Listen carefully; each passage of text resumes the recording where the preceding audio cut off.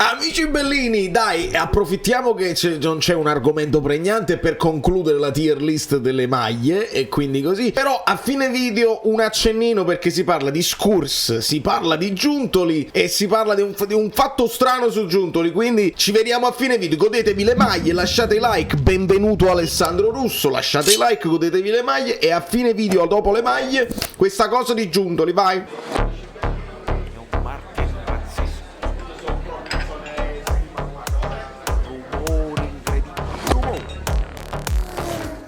E passiamo a qualche maglia anche italiana, l'ha presentata la Fiorentina, design innovativo per la viola con una casacca ispirata al giglio, simbolo del club di Firenze e per celebrare la città, dettagli in bianco nelle maniche e nel colletto.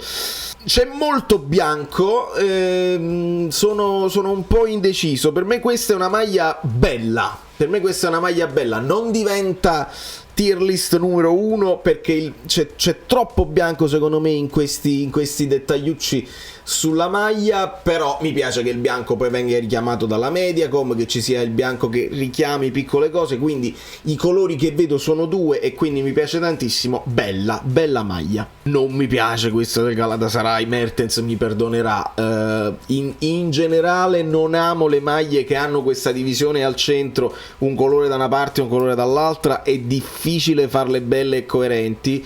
Il logo al centro dello sponsor cerca di dare una continuità, ma vedo questo bianco, il logo è nero, non mi fa impazzire, e poi dietro è ancora peggio perché tu per far risaltare poi i numeri devi lasciare una patch che richiama una fase, solamente un lato dei colori sociali. Male, questa proprio, c'è un limite a tutto questa maglia.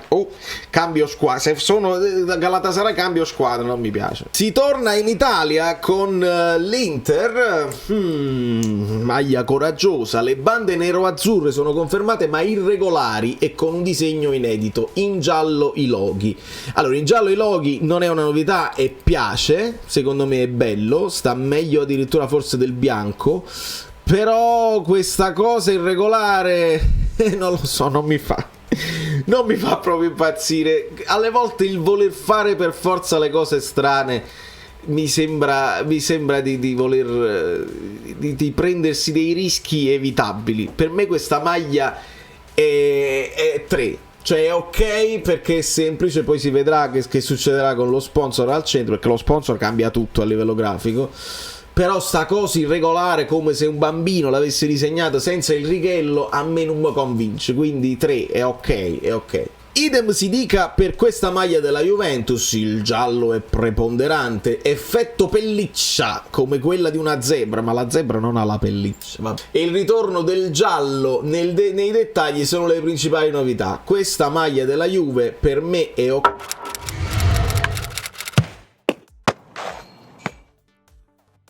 Quando la vedi addosso ai giocatori è meglio rispetto a buttata a terra, sicuramente. Questa cosa della zebra può andare bene, le strisce sottili mi piacciono più delle strisce giganti, però c'è un giallo proprio assai, si è visto proprio che il giallo è preponderante, ogni tanto la Juventus lo fa, quindi meno bianconeri e più giallo bianconeri, per me va a metà, è ok, un tifoso della Juve magari se la fa piacere, un tifoso neutrale dice magari su giallo preponderante, insomma anche strana se vogliamo, quella della trasferta, il profilo del Monte Rosa, va bene tutto come idea e sensazione, poi le strisce orizzontali, mamma mia, veramente un rischio gigante. La maglia del Lione mi sembra molto elegante, i richiami dorati del logo, insomma è l'Adidas che la fa questa cosa. Se tu c'hai una maglia Adidas ce l'hai questa idea di eleganza con dettagli dorati.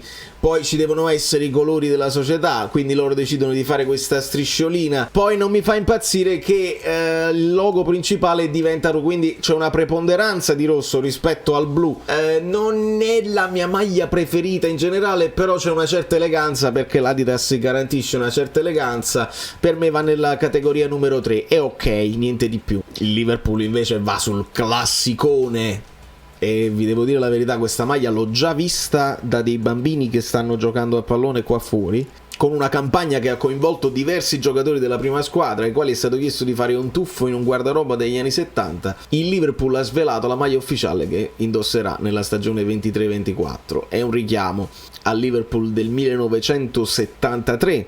È semplicissima, non ci sono fronzoli, tutto rosso, e se ci sono dei richiami sono in bianco, come lo stemma, come il logo della Nike, come il logo dello sponsor. Il logo dello sponsor è un po' grosso, devo dirvi la verità, ma questa secondo me è una maglia bella, va nella categoria numero 2. Idem si può dire per questa maglia del Manchester City. Secondo me quella di quest'anno era bellissima con i richiami Bordeaux. Rinunciano al Bordeaux quest'anno, un tuffo nel passato con un omaggio all'Etihad, lo stadio dei Citizen, e quindi vediamo questo pattern che richiama un pochino lo stadio. Il colore resta quello classico, il light blue. Gli elementi grafici sembrano ispirati alle caratteristiche dello stadio. 20 anni dopo sono anche un rimando alla divisa della stagione 2003-2004, la prima ad essere indossata nel nuovo stadio. 2, bella, semplice, questa non ha bisogno di altro, è molto semplice, va bene così. Un altro rischio secondo me se lo prende il Milan. Questa maglia l'abbiamo vista indossata e dal vivo c'è una preponderanza di rosso, sono più rosso che rossoneri. Ufficiale la nuova maglia, ispirata alla città di Milano, con un design innovativo a strisce tonali giustamente, che creano una M ripetuta al centro della divisa, rappresentata dal capoluogo meneghino. Non mi fa impazzire, capisco il concept, l'abbiamo vista e secondo me servono più strisce nere per dare un richiamo a quella che è la tradizione. È un rischio, la metto nella categoria 3. Ok. Poi ovviamente si parla del Napoli, dobbiamo sempre ritornare a Salvatore Falanga, che sapete che ci ha dato delle anticipazioni e delle idee con questo bordino, il colletto che richiamerebbe il Napoli 84-85. Se resta così semplice, anche senza grandi fronzoli e innovazioni, a noi ci basta quello scudetto stampato, magari un po' più piccolo di questo. Però, hai capito, se già la vedo così, già per esempio se lo scudetto è così grande, mi sta convincendo Guido, lo scudetto a destra, il logo del Napoli magari a sinistra e A7 magari al centro, sarebbe graficamente un po' più pleasant agli occhi, perché poi vedi una cosa piccolina qua, una cosa grande qua e una cosa grande qua, si sbilancia il peso della maglia tutto quanto a sinistra. Non ha importanza, questa maglia sarà shut up and take my money per quello che rappresenta. Speriamo che non ci saranno novità brutte al centro con patacche rosse e colori strani. L'unico rosso che vogliamo vedere è il rosso del tricolore con il verde, con il bianco, ce lo facciamo piacere perché è una cosa straordinaria, e ovviamente con un logo bianco al centro sarà una maglia vendutissima, credetemi. Paris Saint-Germain, maglia molto particolare, irregolare ma non brutta. C'è molto più blu, ma c'è questa fascia rossa spostata. Il logo dello sponsor è bello perché è anche lui irregolare, quindi ti aiuta a farti piacere l'irregolarità di questa striscia rossa spostata sulla sinistra. Non mi fa impazzire una piccola cosa, il baffetto della Nike in rosso. Lo avrei fatto in bianco, secondo me aveva più logica, come tra l'altro il richiamo della vecchia maglia che vedete con Ronaldinho. Una bella maglia, secondo me questa è ok, questa è una maglia ok, non male la maglia da trasferta, ancora da ufficializzare, però questa qua mi piace, questa mi piace. Signori, qua secondo me la Roma fa un capolavoro di semplicità, di colori che ti fanno pensare solamente alla Roma.